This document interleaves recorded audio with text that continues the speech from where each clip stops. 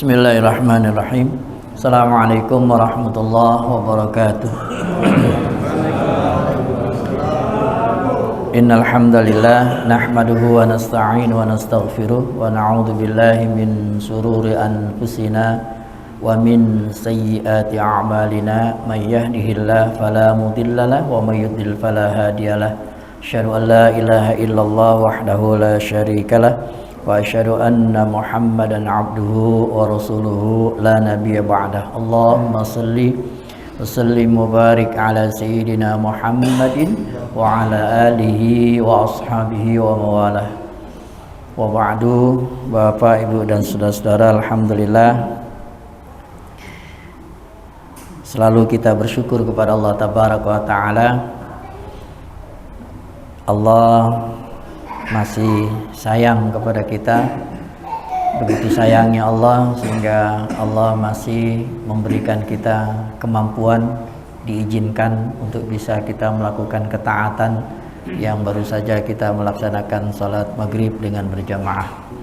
Kita sangat-sangat berharap kepada Allah tabaraka wa taala ketaatan kita ini diistiqomahkan oleh Allah tabaraka wa taala.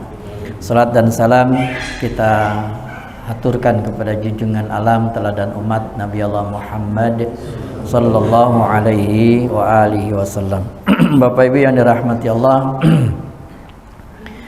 kemarin sudah selesai ya, dan sama-sama kita simpulkan bahwa salat berjamaah itu hukumnya wajib, bukan lagi sunnah. Kalau ada yang mengatakan sunnah, ya boleh-boleh aja, silakan aja ya. Tapi intinya Bapak Ibu yang dirahmati Allah, sebenarnya malam ini saya pengen menyampaikan dalil-dalil dari 4 imam mazhab, mulai dari Imam Hanafi, Imam Maliki, Imam Syafi'i sampai ke Imam Ahmad bin Hambal atau Imam Hambali.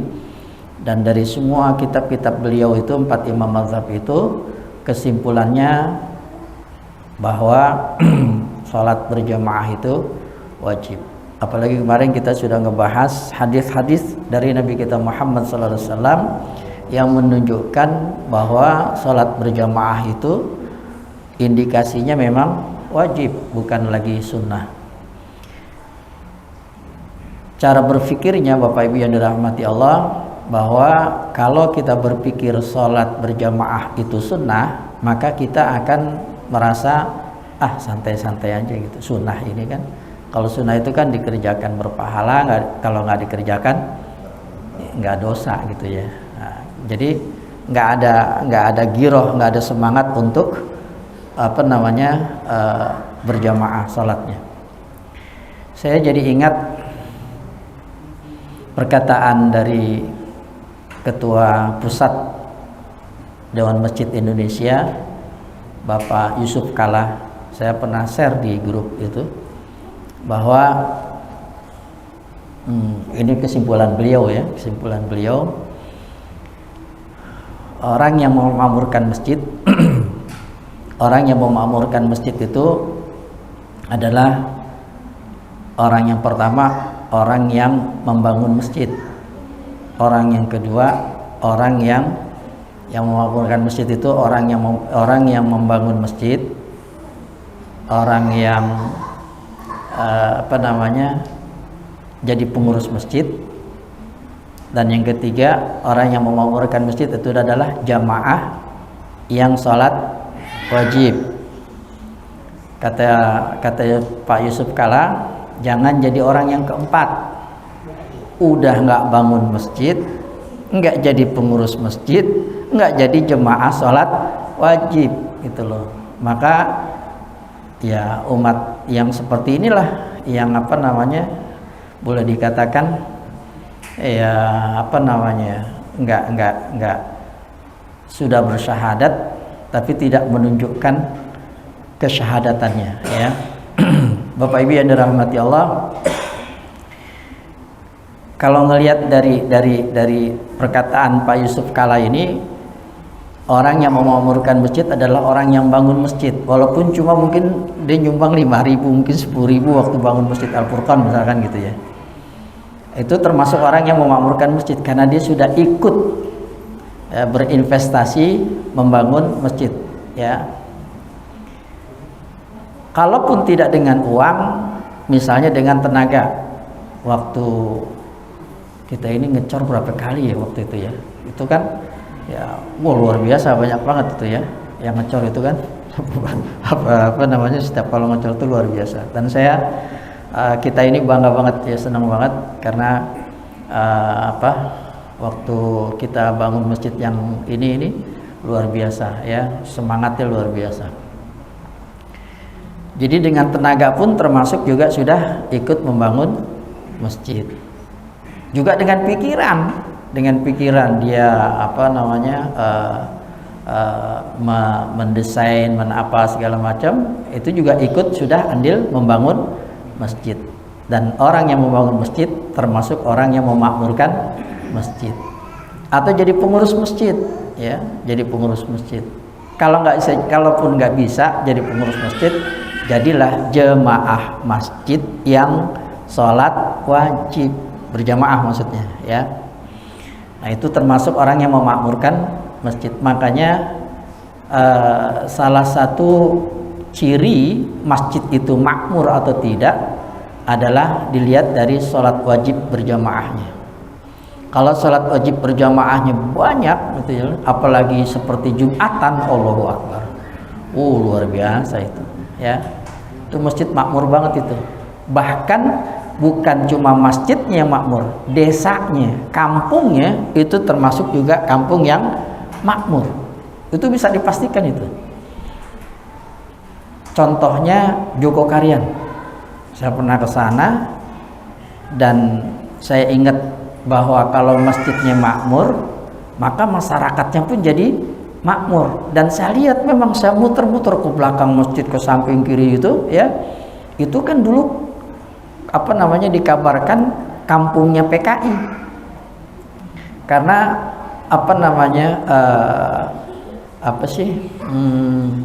pemimpin PKI di Jogja itu tinggalnya di situ, di Jogokarian, di desa Jogokarian. Dan hampir kampung Jogokarian itu dikuasai sama PKI. Penduduknya banyak orang PKI. Ya, PKI tahu sendiri kan, benci banget yang namanya Islam, ya, benci banget sama Islam karena dia termasuk ateis ya. Nah, kok bisa jadi seperti itu? Masjidnya makmur, masyarakat pun jadi makmur, dan luar biasa emang. Mereka luar biasa ya, yang usaha cuma bikin apaan doang gitu ya, tapi luar biasa, cakep-cakep semua ya. Saya lihat rumahnya juga nggak miskin-miskin banget gitu loh ya, bagus gitu. Subhanallah. Jadi memang kalau kita memakmurkan masjid satu kampung, misalnya di Pulau Kambang ini misalnya ya, kampung Pulau Kambang nih, atau bukan Sumur Batu ya, Pulau Kambang ya. Kalau Sumur Batu kan luas ya, ada Al Mustaqim, ada Al Iman, ada Hidayatullah, ada Al Ikhlas, kan masuknya Sumur Batu. Nah, kita Pulau Kambangnya aja. Pulau Kambang itu berarti Al Furqan, karena Al Furqan ini, kampung ini disebut namanya Pulau Kambang. Asal muasalnya karena seperti pulau dikelilingi sama sawah gitu Pak Anwar ya. Jadi dulu Pak Anwar termasuk orang lama nih ya, tahu di sini tuh tanah dikelilingi sama sawah. Jadi Kodam itu dulu sawah, Biduri Bulan tuh sawah, ke sana juga sawah, jadi kelilingin sawah. Kalau orang kampung pasti tahu ada tanah dikelilingi sawah, disebut namanya apa? Namanya apa? Kayak pulau jadi gitu ya. Ini kampung daratan, maksudnya daratan, sekelilingnya sawah gitu. Nah, itu Pulau Kampung tuh kayak gitu dulu kita di sini. Jadi ini tanah darat, bukan tanah sawah. Nah, ada masjid Al Furqan ya. Kalau pengen nih Pulau Kambang kampungnya sejahtera, makmur, maka makmurkan masjid. Caranya bagaimana? Gampang. Datang setiap azan berkumandang, datang untuk sholat berjamaah. Semakin banyak jamaahnya orang yang sholat di Al Furqan, makmur pasti penduduknya ya. Kampung itu pasti makmur. Nah, kita Pulau Kambang ini termasuk belum makmur karena masih ada beberapa yang ya begitu deh ya. Baik dari sisi ekonomi, baik dari sisi intelektualnya misalnya ya, pendidikan dan lain sebagainya, termasuk belum makmur kita ya, termasuk belum sejahtera. Karena memang jemaahnya juga belum banyak banget. Makanya kadang-kadang suka kepikiran kalau yang di kampung-kampung, kalau kita lagi jalan-jalan keluar kota itu, ya Allahu Akbar ya. Serem banget, prihatin banget ya. Bahkan sampai Pak Halim pernah cerita yang adzan yang musafir, yang sholat berjamaah, yang musafir imamnya, makmumnya, itu masjid orangnya pada kemana itu yang ngebangun apa segala macam. Allahu Akbar, sedihnya bukan mainnya kayak gitu. Bapak Ibu yang dirahmati Allah. Nah, sebelum kita lanjut, saya jadi ada pertanyaan dari beberapa, ada selentingan pertanyaan ini di Al-Furqan, Masjid Al-Furqan sejak dibangun nggak selesai katanya, bongkar sono bongkar sini kan gitu. Ada aja yang dikerjain kan gitu ya. Bapak Ibu yang dirahmati Allah, kita ini waktu bangun masjid ini kan insinyurnya sempat udah nggak aktif ya, sehingga Pak Jigiono yang meneruskan. Pak Jigiono itu bukan insinyur, dia teknik listrik gitu loh. Tapi sedikit tahu tentang bangunan. Jadi arsiteknya memang dari Pak almarhum Pak Yudi. Tapi detailnya ya Pak Haji Giono bersama dengan Pak Halim, bersama dengan saya, mungkin Pak Anwari juga ikut ini gimana gitu ya. Makanya ya hasilnya jadi boleh dikatakan nggak begitu sempurna. Termasuk pemakaian granit memang kelihatan wah. Granit ini kelihatannya wah cakep segala macam gitu ya. Tapi ya ternyata nggak terlalu dalam hal pemeliharaannya luar biasa mahal, termasuk mahal pemeliharaannya. Belum lagi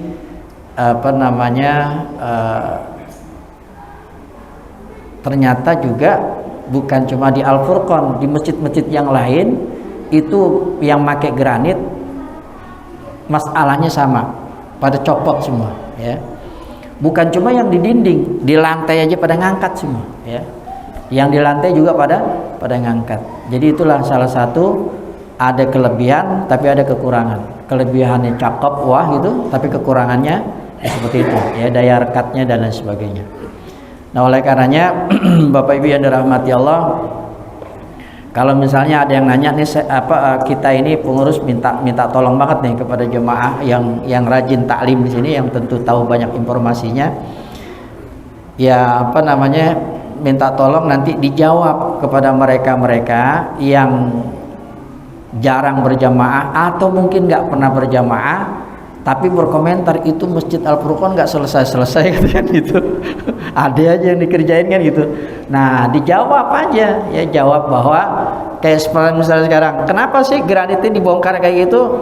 Ya karena indikasinya bisa membahayakan jamaah. Itu kan saya juga belum lama tahu itu juga tuh Pak Put atau siapa itu yang ada sekarang pulang ke Jawa ya. Oh ada, lagi sakit ya katanya. Siapa tuh? Bahasa apa? Pak Suhadi ya. Dia lagi nongkrong, biasa nongkrong di depan masjid itu. Ya, iya. Jatuh granit, pas di sampingnya. Coba kalau kena kepalanya. Ya Allah, kayak apa itu? Kalau sampai meninggal, Allahu Akbar. Berarti masjid di mana tuh kan gitu ya. Nah itulah makanya belum lagi yang di sini nih kan udah selesai ya, itu kan semua pada rontok semua tuh ya.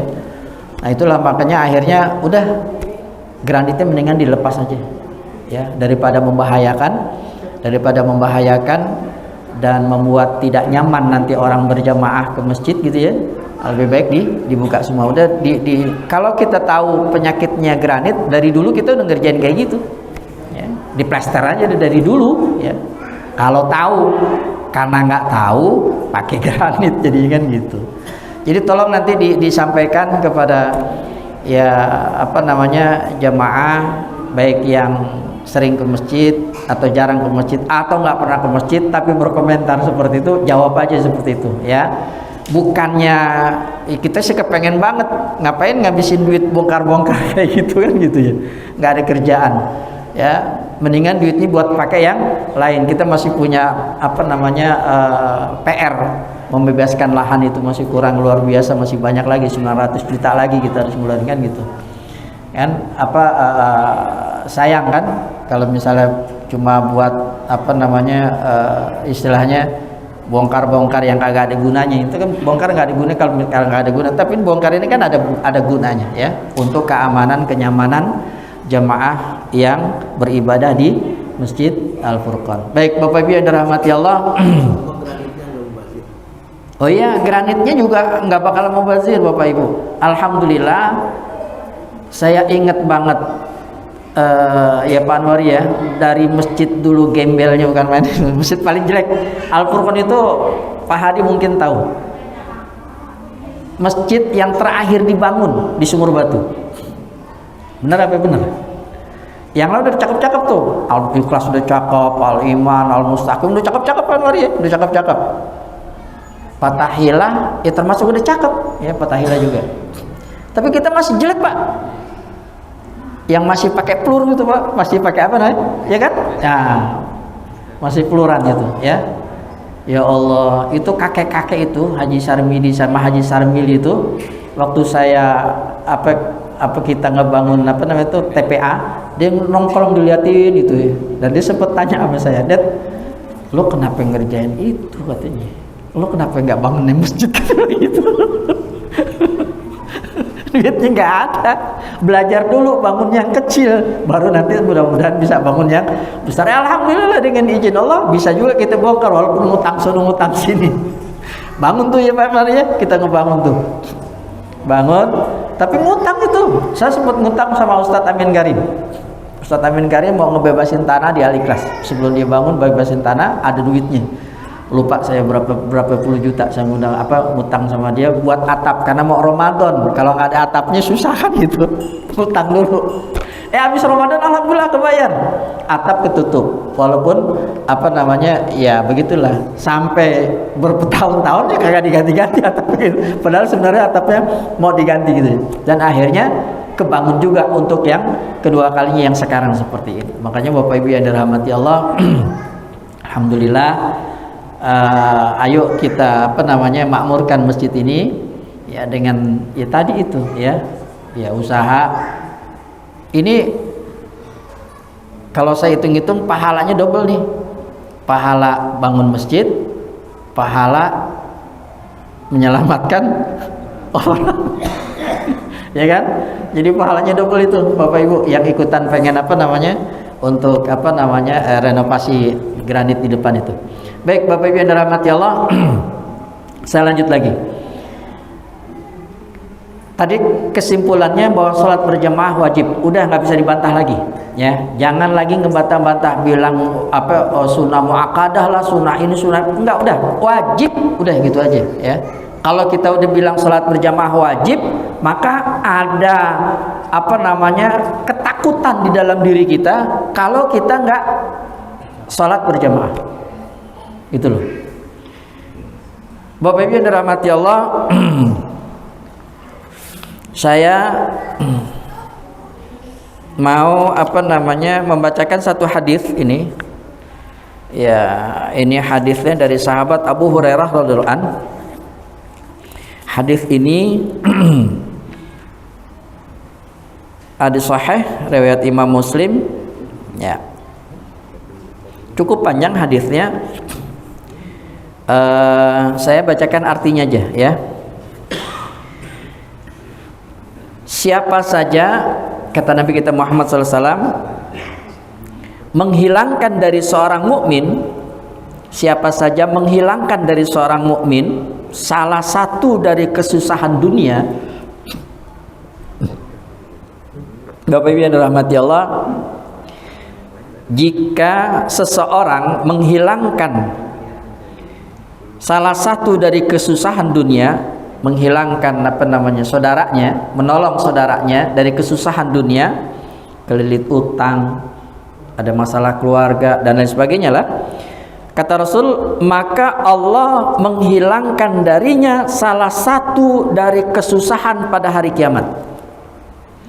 Bapak Ibu yang dirahmati Allah, satu-satu ya. Salah satu kesusahan hari kiamat itu diantaranya kesusahan di hari kiamat itu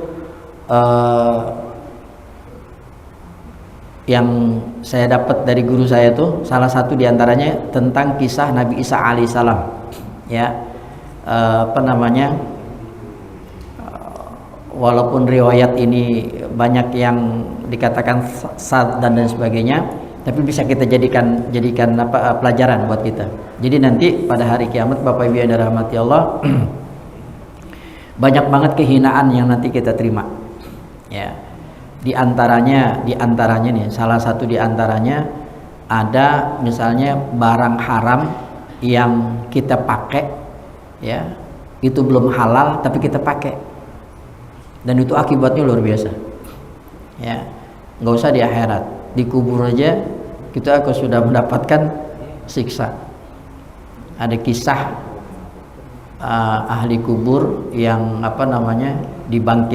dibangunin sama Nabi Isa alaihissalam untuk ditanya kenapa sampai seperti itu. Kita tahu Nabi itu, semua Nabi diberikan mukjizat oleh Allah bisa mendengar azab kubur. Dengan mukjizatnya Nabi Isa alaihissalam, izin Allah membangunkan orang yang sudah mati dalam kubur. Sebenarnya Nabi Isa coba pengen nanya kenapa sih sampai segitunya, kan gitu. Nggak taunya dia itu diceritakan dulunya kerjanya sebagai tukang kayu, ya, jual kayu bakar dan segala macam gitu ya. Lalu dia Pak Anwari misalnya, saya tukang kayu bakar, ini udah kekumpul nih kayu bakarnya nih, saya pengen Pak Anwari beli kayu bakarnya, tapi ternyata sebelum diserahkan ke Pak Anwari ada potongan kayu bakar itu yang dipakai buat ngebersihin apalah gitu, jadi kayak tusuk gigi. Setelah dibeli udah gitu, dan dia makainya itu kan nggak sengaja, cuma dikit gitu ya, nggak minta halalnya dulu dari Pak Anwari, cuma gara-gara gitu doang disiksa di dalam kubur. Apalagi kalau barang haram yang sampai naudzubillah, Allah sampai yang korupsi apa segala macam kan gitu ya. Itu salah satu kehinaan, dan kehinaan itu Allah akan hilangkan manakala kita bisa menghilangkan kesusahan dari saudara-saudara kita yang ada di dunia. Makanya kalau ada orang curhat minta tolong, ya, dengerin. Kalau memang kita bisa bantu ya. Kalau memang kita bisa bantu ya. Kalau kita nggak bisa bantu, ya pakai apalah bantunya, dengan cara apa kan gitu ya. Dan itu luar biasa. Jadi kata Nabi, siapa saja yang menghilangkan dari seorang mukmin salah satu dari kesusahan dunia, maka Allah menghilangkan darinya salah satu dari kesusahan pada hari kiamat. Siapa saja memudahkan orang yang mengalami kesulitan, maka Allah memberikan kemudahan padanya di dunia dan di akhirat. Subhanallah. Surat Al-Isra ayat berapa tuh? Ayat 6 ya? Ayat 6 apa ayat 7 tuh? In ahsantum li anfusikum wa in asatum falaha. Kalau kita berbuat baik, maka perbuatan baik itu untuk diri kita sendiri. Kalau kita berbuat jahat, maka kejahatan itu juga diri kita sendiri. Jadi sebenarnya kalau kita melakukan kebaikan, itu kebaikan buat diri kita sebenarnya. Kita nolong orang, sebenarnya kita nolong diri kita sendiri. Kita lagi nolong orang, yang kita tolong itu sebenarnya kita lagi nolong diri kita sendiri. In ahsantum li anfusikum. Al-Isra itu. Bapak Ibu yang dirahmati Allah, siapa saja menutupi kesalahan seorang muslim, maka Allah menutupi kesalahannya di dunia dan di akhirat. Allahu Akbar. Allah senantiasa menolong hamba selama hamba itu senantiasa menolong saudaranya. Siapa saja menempuh jalan untuk mencari ilmu, maka Allah mudahkan baginya jalan menuju surga. Man salaka tariqan yaltamisu bihi ilman, sahhalallahu tariqan ilal jannah. Bapak Ibu yang dirahmati Allah, tidaklah suatu kaum berkumpul di salah satu rumah Allah, masjid maksudnya, untuk membaca kitab Allah, mempelajari kitab Allah di tengah-tengahnya, ya, melainkan ada 4 nih Bapak Ibu. Sakinah, diturunkan sakinah. Yang kedua, rahmat, diliputi oleh rahmat. Yang ketiga, dikelilingin malaikat. Yang keempat, Allah membanggakan mereka di tengah para malaikat yang ada di sisinya, ya. Siapa yang dibuat lamban oleh amalnya, maka ia tidak bisa dibuat cepat oleh nasabnya. Bapak Ibu yang dirahmati Allah, ini kita sekarang dapat 4, kata Nabi nih, dapat 4 keutamaan. Ini kita kumpul nih sekarang nih di majelis ini. Ini kan kita majelis ilmu nih, ya, majelis zikir. Dapat 4 nih. Yang pertama, Allah turunkan apa? Sakinah. Ngerasain nggak sakinahnya? Apalagi minum jahe. Tanya, kalau kita hadir di majelis ilmu kayak gini, tanya ke diri kita, tenang nggak kita, ngerasain tenang nggak, ngerasakan nggak sakinah? Ini kata Nabi loh. Masa Nabi bohong? Nggak mungkin Nabi bohong, ya. Jadi kata Nabi, hadir di majelis ilmu, di majelis zikir seperti ini, Allah akan turunkan sakinah, ketenangan di dalam diri kita. Makanya kalau orang-orang lagi gelisah di rumah, banyak ini apa segala macam, pikir segala macam, datengin majelis, datengin majelis taklim. Saya pengen tanya ke Pak Anwari. Pak Anwari itu termasuk yang rajin keliling ke majelis taklim. Dapat nggak Pak Anwari sakinahnya itu? Dapat ya Pak Anwari. Maksud saya gini Pak Anwari, bisa nggak bikin apa namanya semacam testimoni, ya. Pernah mungkin Pak Anwari apa namanya ngerasa di rumah gelisah karena kerjaan apa segala macam, karena ini segala macam, datang ke majelis taklim, dapat ketenangan itu. Begitu kan Pak Anwari? Alhamdulillah. Silakan Bapak Ibu dipraktikkan. Ini apa namanya pernyataan dari Nabi kita Muhammad SAW. Sakinah Bapak Ibu, sakinah. Makanya datengin majelis taklim, jangan hanya di Al-Furqan aja, misalnya di tempat-tempat yang lain. Saya kadang-kadang suka apa ya, gimana gitu loh, ada ya misalnya ada ustadz lah kan gitu ya, ustadz biasa ngiji majelis taklim, di sini ada majelis taklim tapi dia kagak hadir. Saya kurang setuju banget tuh, ya. Bukan masalah apa namanya ilmunya, bukan masalah ilmunya nih Bapak Ibu yang dirahmati dan disampaikan. Ya siapapun yang menyampaikan, apalagi Sayyidina Ali bin Abi Thalib, Allahu Akbar, beliau aja mana kecil belajar.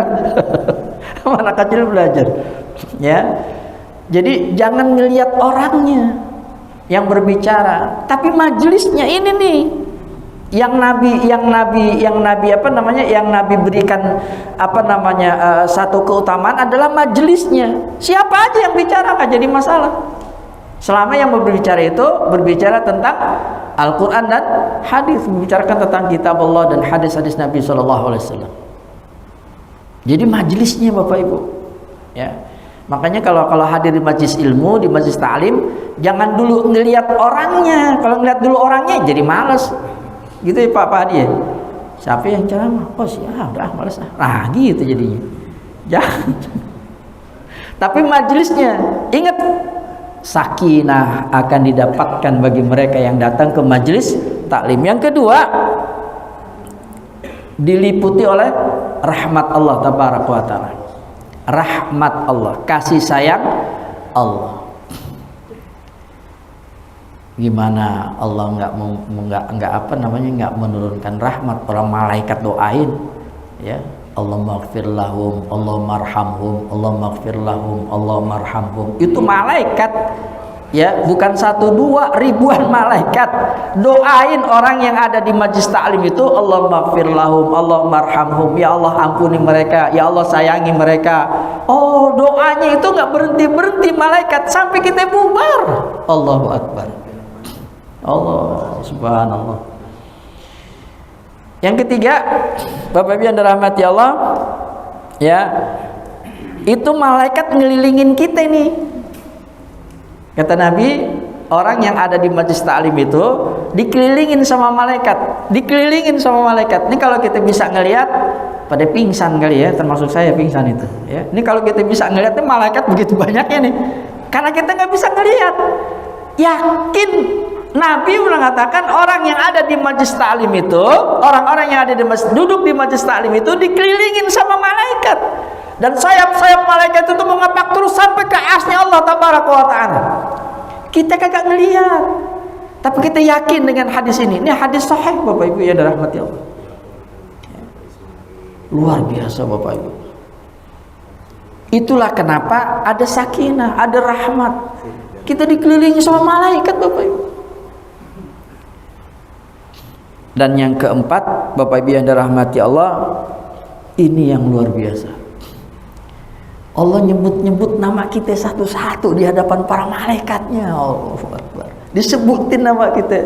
Pak Hadi, Pak Halim, Pak Anwari, Pak Ismail, semua disebut nama kita. Disebut nama kita satu persatu. Bahkan kalau orang apa sih namanya itu? Orang filsafat ya? Bukan apa?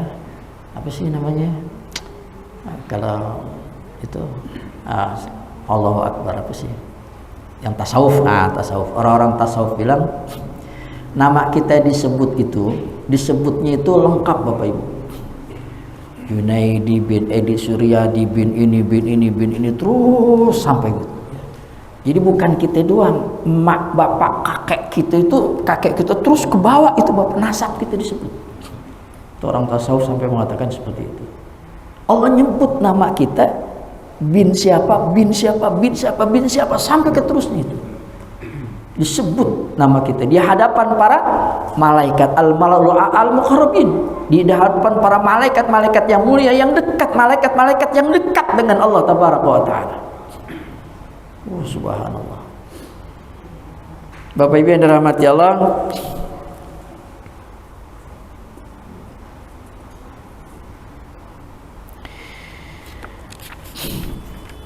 saya ini udah pengen saya pengen tutup di apa namanya,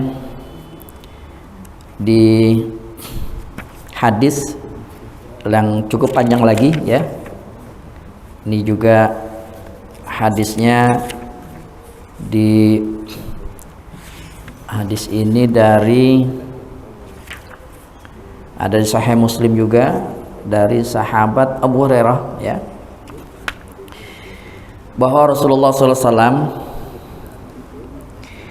pernah keluar menemui suatu halaqah. Halaqah tuh kayak gini ya, halaqah kumpul lalu kita apa namanya ngaji ya. Bahwa Rasulullah SAW pernah keluar menemui suatu halaqah dari para sahabatnya seraya bertanya, apakah yang membuat kalian berkumpul di majelis ini?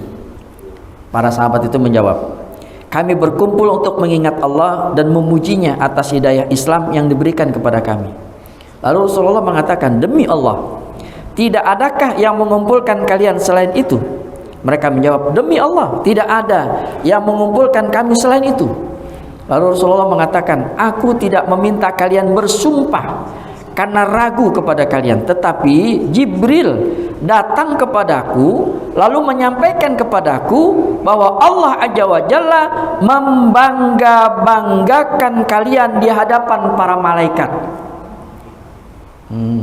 Allahu Akbar. Allah membangga-banggakan orang-orang yang ada di halaqah, yang ada di majlis zikir itu, di majlis ilmu itu, majlis ta'lim.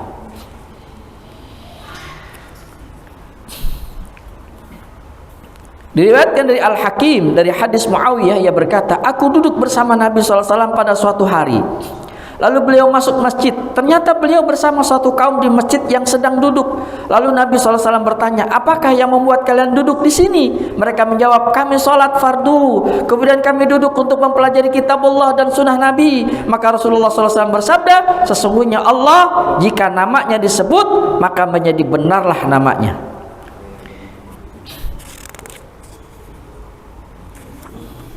Bapak Ibu yang dirahmati Allah, di Quran ya, tadi hadis kita bacakan hadisnya. Quran surat 7, surat Al-A'raf ayatnya ayat 56. Allah berfirman, inna rahmatallahi qaribum minal muhsinin. Sesungguhnya kasih sayang Allah, rahmat Allah ya, amat dekat kepada orang-orang yang berbuat baik. Siapa mereka? Ini kita nih ya. Termasuk hadis tadi yang saya sampaikan, orang-orang yang mau nolong kesusahan orang lain, orang yang mau menutupi kesalahan orang lain ya, termasuk diantaranya. Bapak Ibu yang dirahmati Allah, akhirnya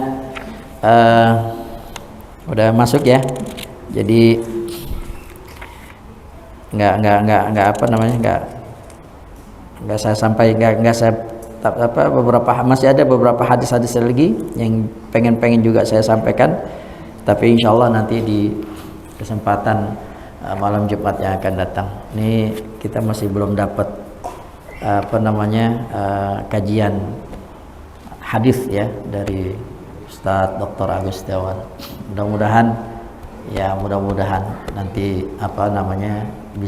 beliau bisa lagi silaturahim ke Masjid Al-Furqan insyaallah. Baik Bapak Ibu yang dirahmati Allah, ini yang bisa saya sampaikan. Lebih kurangnya mohon maaf. Sama-sama kita tutup majelis kita dengan kafaratul majelis. Subhanakallahumma bihamdika asyhadu an la ilaha illa anta astaghfiruka wa atubu ilaik. Subhana rabbika rabbil izzati amma yasifun. Salamun alal mursalin. Walhamdulillahi rabbil alamin. Assalamualaikum warahmatullahi wabarakatuh. Waalaikumsalam.